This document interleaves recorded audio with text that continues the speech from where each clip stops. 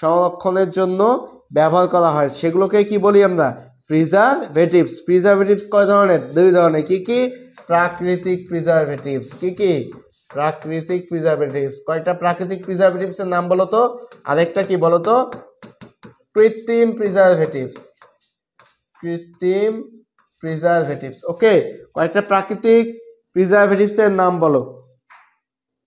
হ্যাঁ, দুই ধরনের। ইসরাত দুই ধরনের, রিক দুই ধরনের। ধন্যবাদ। বলো কয়েকটা প্রাকৃতিক প্রিজারভেটিভস এর উদাহরণ বলো।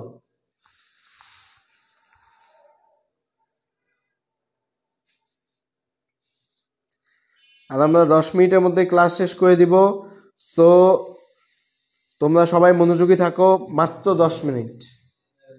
প্রাকৃতিক যে প্রিজারভেটিভস গুলো আছে সেগুলো কি বলতো? এই যে লবণ, লবণ কি বলতো? এই যে তোমরা দেখবা এই ইলিশ সংরক্ষণ করা হয় কি দিয়ে? লবণ দিয়ে।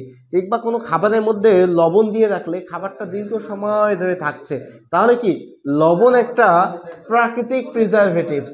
তারপরে কি? সরিষার তেল, সরিষার তেল। তারপর কি বলতো? হলুদ, হলুদ। ঠিক আছে, এগুলো কি? এগুলো সব হচ্ছে প্রাকৃতিক প্রিজারভেটিভস। তারপর কি? মধু। তারপর কি? চিনির দ্রবণ। কি? চিনির দ্রবণ। এগুলো কি? সব প্রাকৃতিক প্রিজারভেটিভস। আর কৃত্রিম প্রিজারভেটিভস দেখি দুই একটা বলতে পারো নাকি? দুই একটা দেখি কৃত্রিম প্রিজারভেটিভ। হ্যাঁ, এই যে ঠিক আছে, লবণ, তেল, চিনি, জুই, ভিনেগার। হ্যাঁ, কারেক্ট। দেখো তাহলে বলো দেখি দুই একটা দেখি কৃত্রিম প্রিজারভেটিভস কে বলতে পারো? দেখো কি কি বলতো? Sodium benzoate, sodium benzoate. তারপর কি? Benzoic acid, benzoic acid. এগুলো কি বলতো? এগুলো হচ্ছে কৃত্রিম প্রিজারভেটিভস বা কি রাসায়নিক প্রিজারভেটিভস। এখন আমাদের এই চ্যাপ্টারে আছে কি বলতো? খাদ্যের নিরাপত্তা। কি আছে?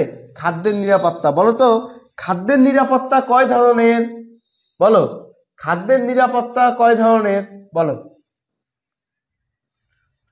খাদ্যের নিরাপত্তা, খাদ্যের নিরাপত্তা, নিরাপত্তা। খাদ্যের নিরাপত্তা কয় ধরনের? বলো